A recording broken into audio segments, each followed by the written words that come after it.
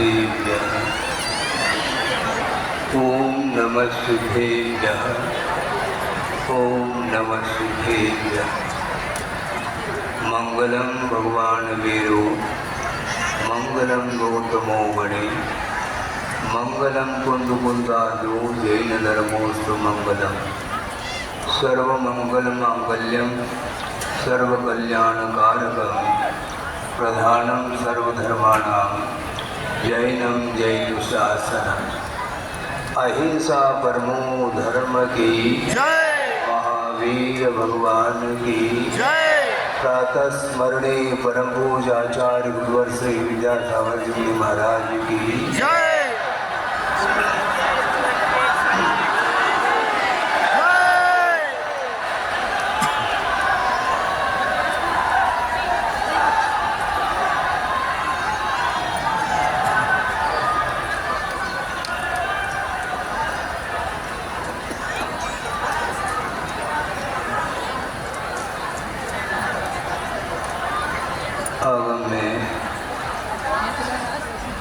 हमें एक कारिका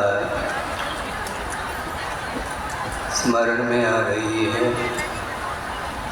जो आगम में पढ़ने को मिलती है। बहुत प्रासंगिक है। अत्यंत प्रासंगिक होने के कारण उसको यहाँ पर प्रस्तुत करना बहुत उपयुक्त समझता।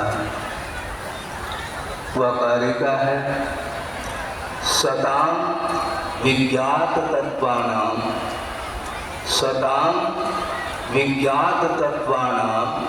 सत्यशीलावलंबिनां चरणस्पर्श मात्रेण विशुद्धति धरातलम। यह धरती पवित्र हो रही है किसके स्पर्श से? सत्पुरुषों के चरण स्पर्श से। वे सत्पुरुष कैसे होते हैं? विज्ञात तत्वानाम ऐसा एक विशेषण दिया है शिवचंद्र आचार्य ने। वे सत्पुरुष कैसे होते हैं? जिन्होंने तत्व को जान लिया है।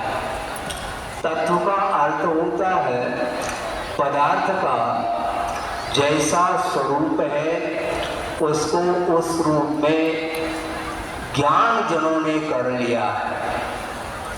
सत्यशीलावलंबिना पदार्थ को मात्र जानना पर्याप्त नहीं, किंतु जिन्होंने सत्य और शील का अवलंबन लिया है ऐसे सत्पुरुषों के चरण स्पर्श से विशुद्ध धरातलम। ऐसा यह धरातल पवित्रता का अनुभव कर रही है। और इस कारिका को इसके इसलिए आपके सामने रखा, प्रभु का दर्शन साक्षात न हमने किया है न आप लोगों ने किया है, किंतु प्रभु का जो स्वरूप होता है उस स्वरूप को प्रदर्शित करने वाले जो सत्पुरुष होते हैं, गुरु होते हैं, आचार्य होते हैं, उनके माध्यम से ही प्रभु का साक्षात्कार अथवा स्वरूप का अवलोकन हमें हो सकता है। गुरुदेव आपके सामने उपस्थित नहीं है, व्यवहार की दृष्टि से बिल्कुल ठीक है, किंतु उन्होंने पूरे समूचे विश्व के लिए जो प्रकाश दिया है वह प्रकाश मैं समझता हूँ न भूतो न भविष्यति।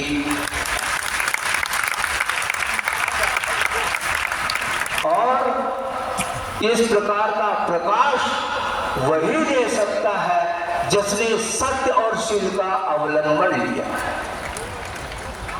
बहुत कठिन है शास्त्र का अध्ययन करना, शास्त्र को पढ़ना और शास्त्र की व्याख्या करना बहुत मिल सकते दुनिया में, किंतु सत्य और शील का अवलंबन करना खेल नहीं है बंधु। गुणभद्र स्वामी ने भी कारिका दी है, उसका अनुवाद भी गुरुदेव ने किया है। जिस समय उस अनुवाद को हमने पढ़ा, हमारी आंखें और खुल गई। गुणभद्र स्वामी ने प्रसंग दिया है, मूल तो संस्कृत में है और उसका अनुवाद बहुत ही साहित्यिक शब्दों में, छंद में मूल काल के भाव को प्रस्तुत किया है हिंदी भाषा में। उनका कहना है आचार्य महाराज का, गुरुदेव ने अनुवाद किया, हम कर क्या सकते हैं, हम पढ़ भी नहीं सकेंगे, ये ध्यान रखो, लिखना तो बहुत दूर की बात है। उभय लोक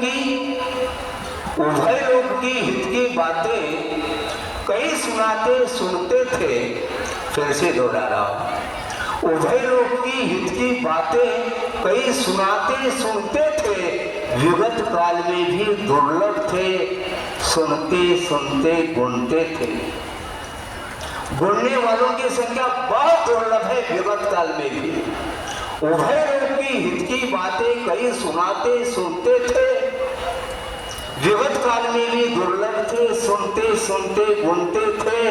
धर्म सुनाता कौन सुने अब, वे भी दुर्लभ विरल मिले, और हित पथ पर चलने वाले तो ईद चंद्र सम विरल खिले, ऐसा था।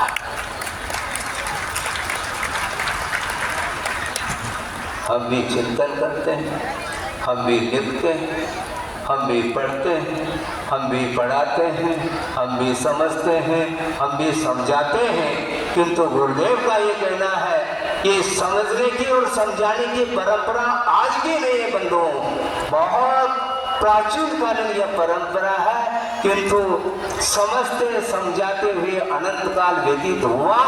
किंतु गुणभद्र स्वामी का ये कहना है कि गुणने वालों की संख्या विगत काल में भी दुर्लभ थे, सुनने वालों की भी संख्या दुर्लभ, और गुणने वालों की संख्या तो उससे भी अत्यंत दुर्लभ थे, क्योंकि प्रैक्टिकल पेपर जो होता है और बहुत ही डिफिकल्ट होता है। वो थियोरेटिकल अलग है,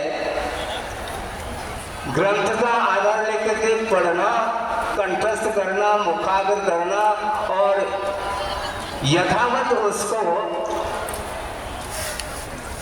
उसके व्याख्यान के रूप में विश्व के सामने रखना, ये तो फिर भी सरल है, क्योंकि ज्ञानावरणी का कर्म का क्षोभम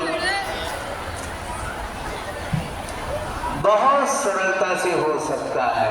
हालांकि ये भी दुर्लभ है, किंतु इसलिए सुलभ कह रहे हैं कि विद्यार्थी की भूमिका में भी, प्रथम गुणस्थान में भी कई अंगों का वह ज्ञान रखता है, इसके बावजूद भी सम्यक दर्शन से वो वंचित रहता है। इसलिए ज्ञानावरणी कर्म का क्षोभम भिन्न है, और दर्शन मुनि का जो क्षोभम है, जिसके माध्यम से ज्ञान में समीचीनता आती है, जिसको सम्यक दर्शन बोलते हैं, ये अत्यंत दुर्लभता की कोटि में रखा है।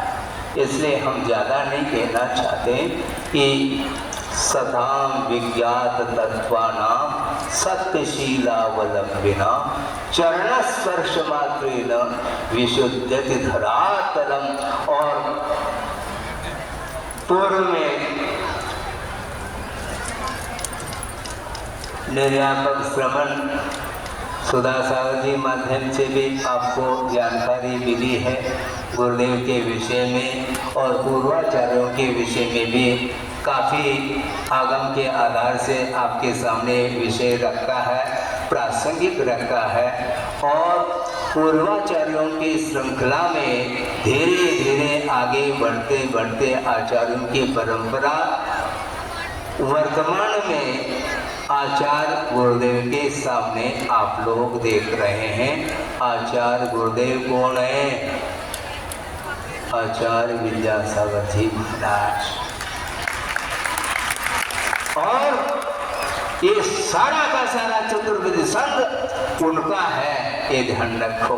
किसी ने कहा सज्जन ने कि महाराज बहुत सारे उपसंग हुए हैं और उसमें आपका उपसंग तो संख्या के अपेक्षा से बहुत अधिकता को लेकर के है, ऐसा उनका कहना था। हमने सुन लिया और उत्तर ये लिया, आपने क्वांटिटी की ओर दृष्टि गई है, ठीक है, अपनी जगह है, किंतु यह उपसंग जिसमें संख्या अन्यों की अपेक्षा से अधिक है, ये आपकी दृष्टि है, किंतु एक बहुत बड़ी भूल आपकी हो गई है।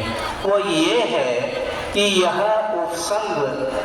उपसंग है, ये शाखा उपशाखाएं हैं, किंतु ये सारे जितने भी शाखा और उपशाखा हैं वो किसके हैं? वृक्ष के हैं, ध्यान रखो। वृक्ष के बिना न शाखा न उपशाखा है, न डाली है, न फूल है, न पत्ते हैं, न फल है। ये सारे के सारे उस वृक्ष के आधार को लेकर के ये ध्यान रखे। इसलिए मेरा उपसंग नहीं, मैं स्वयं संगस्त हूँ।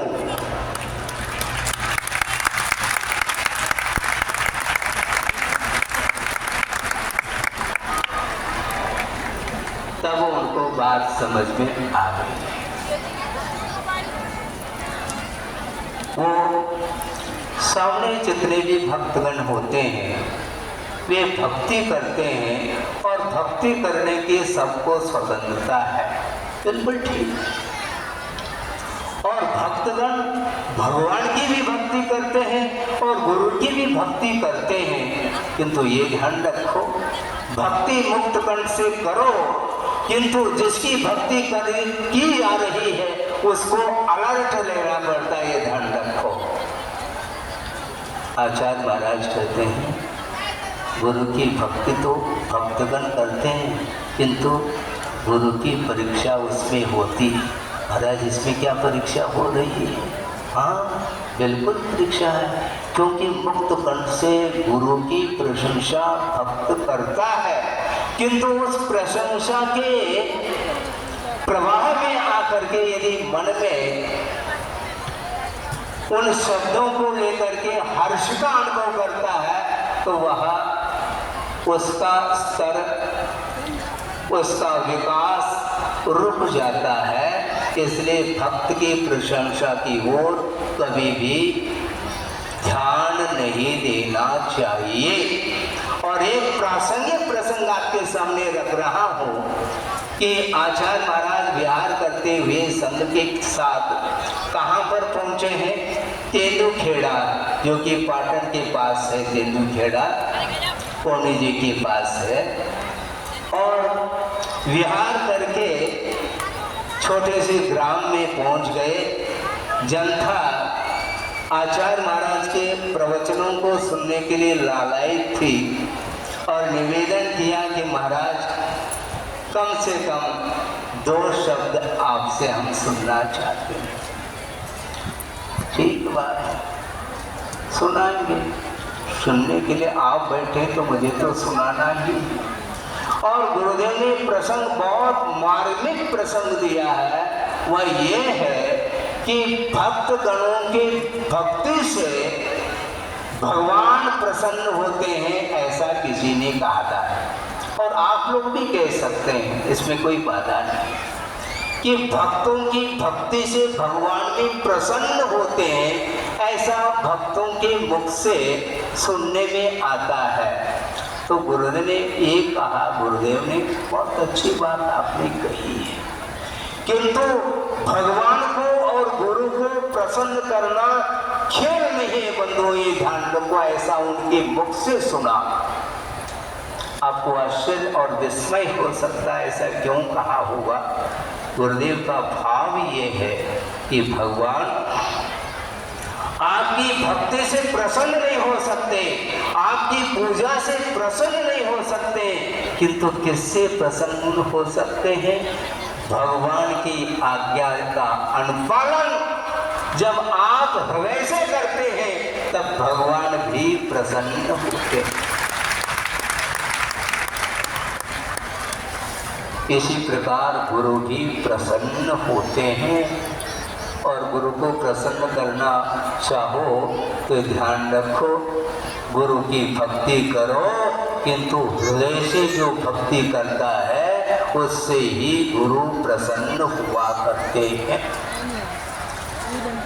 महाराज ये बात क्या हमें बात समझ में नहीं आई।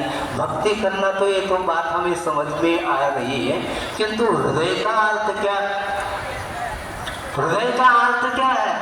उसे भी भक्ति हो सकती है। और अनंत काल से संसारी प्राणी ने केवल औपचारिक ही भक्ति की है, इसलिए इस धरात्म तल पर अभी भी परिभ्रमण कर रहा है, ऐसा गुरुदेव का कहना था। और गुरुदेव ने कई बार प्रवचन के दौरान इस पंक्ति को भी दोहराया है, जो आचार्यों ने इस पंक्ति को स्तोत्र में उल्लेखित किया है। कल्याण मंदिर स्तोत्र का पाठ आप करते हो, भक्तामर का पाठ तो व्यापक रूप से सब जगह पाठ चलता रहता है, किंतु कल्याण मंदिर स्तोत्र में आचार्य क्या कह रहे हैं सुनो। अब ऐसा कहना पड़ेगा क्योंकि उपदेश अलग है, सुनो। इसमें क्या ये उपदेश नहीं, किंतु सुनो अर्थात गौर करो। हम गौर से सुनते नहीं, सुनते तो हैं, दुकान है तो सुनते हैं, इसलिए दुकानदार हैं आप लोग, दुकान है और सुन लेते हैं, किंतु आचार्य कहते हैं गौर करो। वो ये कहना चाहते हैं कि भगवान की भक्ति, भगवान की पूजा और भगवान के देशना का श्रवण, ये सब अनंत काल से संसारी प्राणी ने किया है। इसके उपरांत भी यदि कल्याण नहीं हुआ है तो इसमें बहुत बड़ा प्रश्न चिन्ह खड़ा होता है। वह प्रश्न चिन्ह क्या है, उस पंक्ति में आपको ध्यान से सुनेंगे वो उस पंक्ति में क्या भाव दे रहे हैं आचार्य महोदय, सुनिएगा। आकर्णितोपि महितोपि निरीक्षितोपि, आकर्णितोपि महितोपि निरीक्षितोपि नूनं न चेतसि मया विधृतोऽसि भक्त्या जातोऽस्मि तेन जन बांधव दुख पात्रम यस्मात् क्रिया प्रतिफलन्ति न भाव शून्य। भाव शून्य जितनी भी क्रियाएं हैं वे कभी भी फलवती नहीं हुआ करती। इसलिए आकर्णित मया, हे भगवान हमने आपको सुना, मया कह रहे हैं त्वया नहीं, हे भगवान मैंने आपकी देशना को इन कानों से श्रवण किया है। आकर्णितोपि महितोपि, हे भगवान हमने आपकी पूजा की है। आकर्णितोपि महितोपि निरीक्षितोपि, हे भगवान आपका दर्शन भी हमने किया है, किंतु नूनं न चेतसि मया विधृतोऽसि भक्त्या, हे भगवान मैंने आपको हृदय में नहीं मिटाया है। भक्ति के साथ आपकी भक्ति तो की, किंतु उसे भक्ति करने के कारण वह परिभ्रमण जो का तो बना हुआ है, हमें परिभ्रमण नहीं करना, हमें यात्रा करनी है। यात्रा और परिभ्रमण में जमीन आसमान का अंतर है।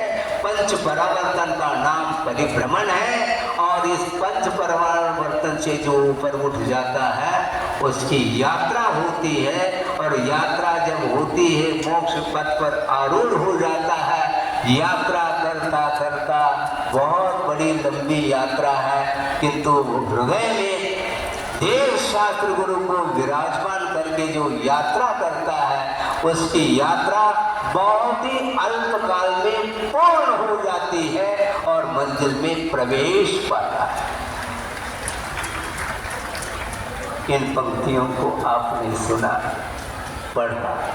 इन पंक्तियों की रचना करते समय आचार्यों की कितने भाव उत्कृष्टतम होंगे हम और आप आकलन नहीं कर सकते।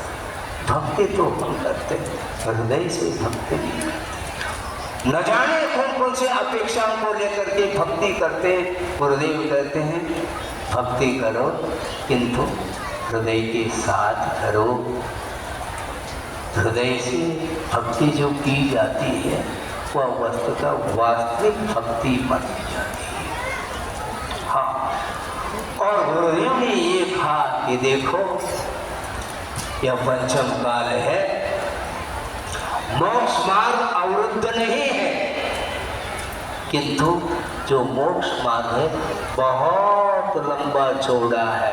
लंबा भी है और चौड़ा भी है। हाँ, बहुत लंबा चौड़ा है। और उन्होंने ये कहा था, उनके मुख से जो शब्द निकले हैं उन्हीं को आपके सामने प्रस्तुत कर रहा हूँ। उन्होंने ये कहा कि वास्तव वर्तमान में मोक्ष मार्ग है तो, किंतु मोक्ष मार्ग किमात्मक है। उन्होंने कहा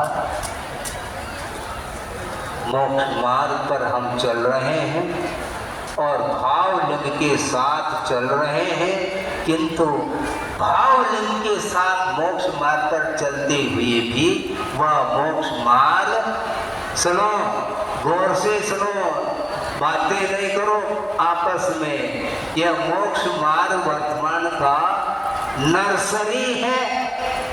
कि उनके मुख से हमने कई बार सुना, आपने सुना नहीं सुना आपका विषय। उन्होंने स्पष्ट शब्दों में कहा कि वर्तमान में जो मोक्ष मार्ग है वह नर्सरी है। इसलिए कहा इसका आशय हमने पकड़ा अपनी बुद्धि के अनुरूप हुआ ये है, एक मान लो शरीर के ऊपर एक छोटा सा मच्छर भी बैठ जाता है तो उड़ाने के भाव मन में आ सकते हैं। श्रमण के बदन पर, शरीर पर एक छोटा सा मच्छर बैठा है और इस पिचिका के माध्यम से उसको उड़ाया नहीं, किंतु उड़ाने का भाव आ सकता है कि ये उड़ जाए। ये भाव यदि आता है तो परिचय विजयी नहीं माना जाता है। बहुत परसेंटेज में उसके लिए अंक मिलते हैं। परिचय विजय प्राप्त करने के लिए आपको चार दीवारों के बाहर आकर के मैदान में बैठना पड़ेगा। और गुरुदेव का ये कहना है कि मान को छोड़ो। क्या कहा? मैं नहीं कह रहा हूँ, गुरुदेव कह रहे हैं। गुरुदेव ने ये कहा कि मान को छोड़ो और मैदान में आ जाओ। बहुत कठिन होता है, इसलिए उनका ये कहना है कि बहुत मोक्ष मार्ग सूक्ष्म है, वहाँ तक पहुँचने के लिए अपने लिए बहुत श्रम करने की आवश्यकता है।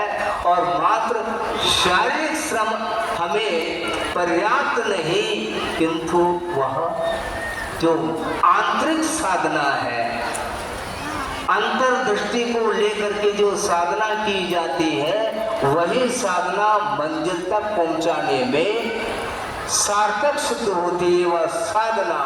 और उस साधना के माध्यम से ही कर्म कट जाते हैं। हमें मात्र शरीर को दग्ध नहीं करना, शरीर को दग्ध नहीं करना, किंतु मोह की अंत्येष्टि करने के लिए साधना की जा रही है। किसकी अंत्येष्टि? मोह की अंत्येष्टि। क्योंकि अनंत बार संसार की प्राणी ने जन्म और मरण को किया है, अनंत बार शरीर को धारण किया है और वो मरण को भी प्राप्त किया है। बार बार शरीर मिलता है और वहाँ विलीन हो जाता है, नष्ट हो जाता है, किंतु शरीर के आधार से और भावों के माध्यम से पर पदार्थों के साथ संबंध रखने से वो संयोग के माध्यम से जो पाप का अर्जन होता है उसका क्षय, जब तक हम हृदय से साधना अंतरंग साधना नहीं करेंगे तब तक वह मोहनी कर्म दग्ध नहीं होने वाला है।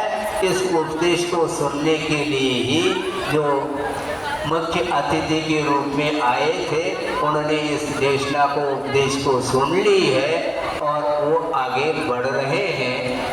इतना ही कहना चाहता हूँ कि वस्तुतः गुरुदेव की जो दृष्टि है वह पूरे संघ की दृष्टि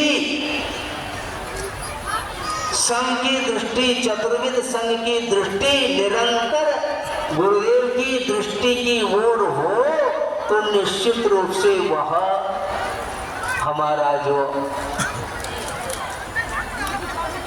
आत्म कल्याण करने के लिए इस मार्ग को अपनाया है, इस पथ पर आरूढ़ करने का जो साहस किया है और निरंतर इस पथ पर बढ़ने के लिए निरंतर साधना करने के लिए तत्पर हैं हम और आप, किंतु इस साधना की सार्थकता वस्तुतः हृदयंगम करने से ही संभव है। इसलिए सदाम विख्यात तत्पानाम सत्यशीलावलंबिना, सत्य और शील का अवलंबन लेना अनिवार्य है। और संसारी प्राणी पता नहीं किन किन अपेक्षाओं को रख करके कदम कदम पर वह असत्य का सहारा लेता है और उसके कारण ही उसका मार्ग अवरुद्ध हो जाता है। इसलिए गुरुदेव कहते हैं सत्यशीलावलंबिनाम, शील का अवलंबन ले लो और सत्य का जिसने अवलंबन लिया है निश्चित रूप से सही मायने में वह अहिंसा की उपासना कर रहा है, क्योंकि अहिंसा की उपासना बिना सत्य और शील के संभव नहीं है। शील और सत्य और अन्य जितने भी व्रत हैं वे सारे के सारे अहिंसा के परिकर हैं। अहिंसा केंद्र में हो तो निश्चित रूप से ये सारे परिकर की सार्थकता सिद्ध होती है। ज़्यादा हमें नहीं कहना है। योग सागर महाराज जी ने और अपने सुधा सागर जी, नियम सागर जी, जितने भी निर्यापक हैं, अभय सागर जी, समता सागर जी, चंपुर सागर जी आदि लोग, इन सभी ने आचार्य महाराज के भावों को व्यक्त किया है। हम और आपके सामने उसको दर्पण के समान निरंतर दृष्टि उसको रखते हुए, क्योंकि ज्ञान रूपी आलोक में ही वो सारे आचार्य महाराज के वो सारे बिंदु और वो सारे आदेशात्मक जो विषय हैं उनको हम आत्मसात करेंगे और आचार्य महाराज की परंपरा और उस विरासत को निरंतर अपने शक्ति के अनुरूप बढ़ाते चले जाएंगे। मैं शक्ति के अनुरूप इसलिए कह रहा हूँ, कहाँ आचार्य महाराज की शक्ति और हम लोगों की कहाँ शक्ति है।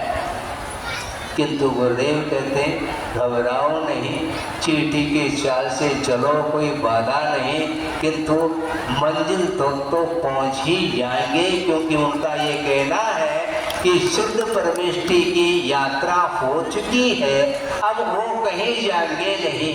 लोक के अग्रभाग पर वो विराजमान है, उनकी अब आगे गति नहीं, वह गमन नहीं करेंगे। इसलिए चींटी की चाल से भी चलेंगे तो निश्चित रूप से एक दिन लोक के अग्रभाग पर आप भी पहुंचेंगे और अनंत सिद्ध परमेष्टियों के बीच में अपने को भी स्थान मिलेगा।